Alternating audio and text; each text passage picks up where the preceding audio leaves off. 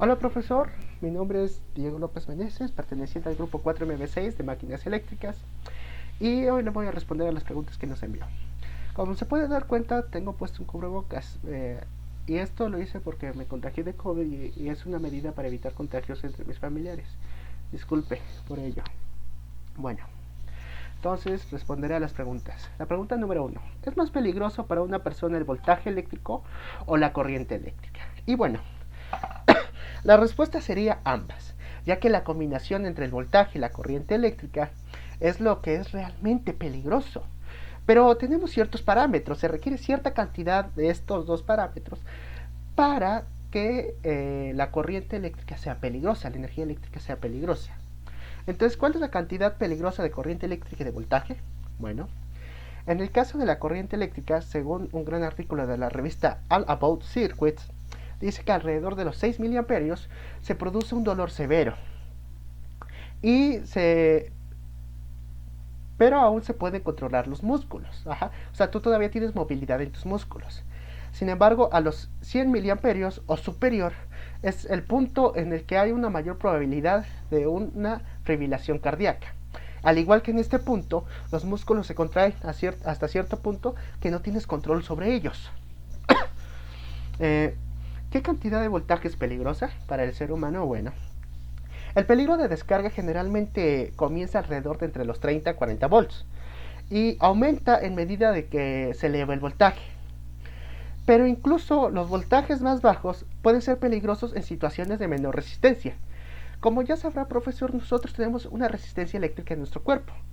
Y cuando esta se disminuye, nuestra resistencia eléctrica, también se va a disminuir el diferencial de potencial necesario para ser peligroso en nuestro cuerpo. Ejemplo de esto podría ser cuando tenemos las manos húmedas o sudadas. Ajá, y tocamos una terminal, tenemos mayor probabilidad de electrocutarnos. Al igual, otro factor importante es cuando ponemos mayor contacto de nuestra piel con la fuente de voltaje. Otro punto importante es cómo se toma la fuente de voltaje. Ejemplo, si nosotros tocamos la fuente de voltaje con nuestra palma en esta parte, nos va a producir se va a producir un corte eléctrico y nos va a dar un choque, ¿no?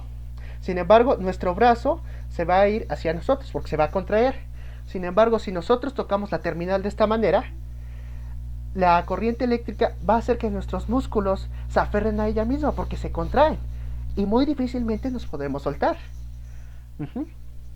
Y bueno, estos términos generales son la razón por la cual si tú llegas a tocar las terminales de una batería de un automóvil con las manos secas, no te va a pasar nada, porque aunque las baterías pueden producir un pico de 300 amperes para poder arrancar un motor, solamente producen 12 volts y eso es incapaz de completar el circuito a través de tu cuerpo.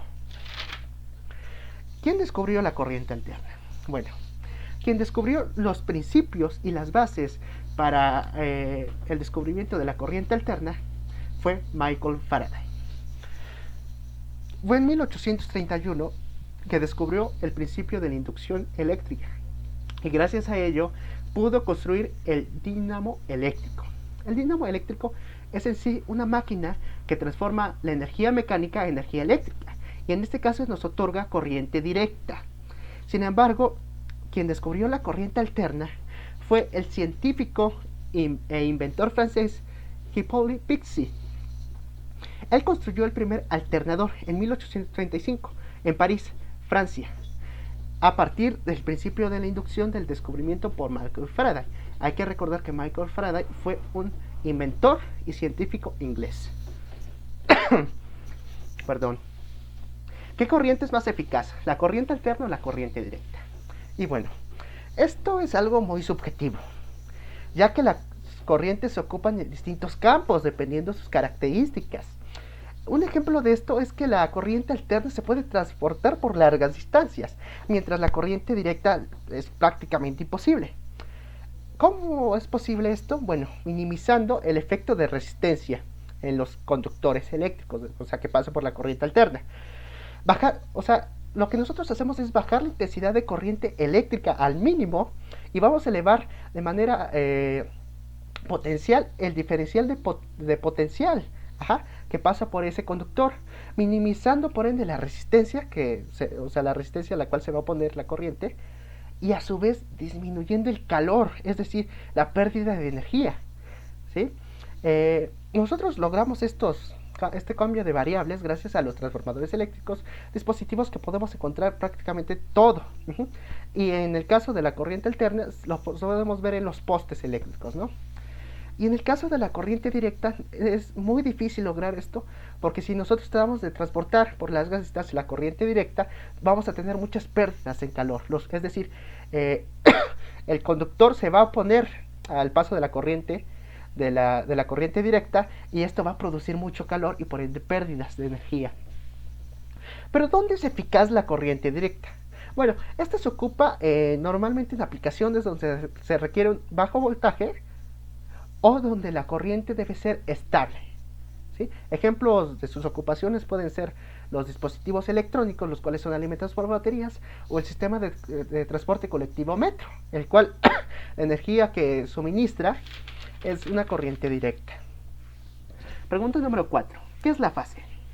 Este término hace referencia al conductor activo, es decir, el conductor que transporta la corriente eléctrica desde lo que viene siendo la central eléctrica o de una red eléctrica hasta el enchufe o interruptor de tu casa, oficina o taller. Número 5. ¿Qué es el neutro? El neutro es un conductor con potencial cero o diferencial de potencial cero. Y esto es así precisamente para crear un desequilibrio, es decir, un diferencial de potencial que permitirá la existencia de la corriente eléctrica por la fase. Sin el neutro no existe corriente eléctrica, a menos de que se conecte la fase directamente a tierra, y estos van a producir un diferencial de potencial. No, la pregunta número 6 y la número 7 la voy a responder en una misma respuesta. Dice, ¿qué es el polo negativo y qué es el polo positivo? Bueno, la corriente directa, en contraste con la corriente alterna, tiene dos polos, el polo positivo y el polo negativo. Y estos mismos van a crear un diferencial de potencial, es decir, una tensión. ¿Pero cómo lo van a lograr? Bueno, la carga que hay entre ellos va a ir desde el polo negativo hacia el polo positivo, aunque normalmente se piensa lo contrario. La pregunta número 8. ¿Qué es un sistema trifásico? Un sistema trifásico en ingeniería eléctrica es un sistema combinado de tres corrientes alternas monofásicas iguales, que se llaman fases, cada uno de estos conductores. Es decir, el flujo de energía eléctrica formada por las corrientes alternas monofásicas tiene la misma frecuencia y amplitud. Por lo tanto, nos van a dar el mismo valor. Sin embargo, presentan ciertas diferencias entre ellas. Normalmente son en las fases, con alrededor de 120 grados. Y eso serían todas las preguntas. Sin embargo, quisiera agregar algo más de información que encontré investigando. Y es sobre los motores eléctricos. Ya que, por ejemplo, en los sistemas trifásicos se ocupan mucho en la industria, ya que se requieren motores con mucha potencia y mucho torque. Y el sistema trifásico es excelente para proporcionar la potencia necesaria para alimentar estos motores. Sin embargo, no solamente podemos tener potentes motores en los sistemas trifásicos. Gracias a los nuevos avances tecnológicos, tenemos los llamados motores brushless o motores sin carbones, que se utilizan normalmente en los sistemas sistemas de corriente directa.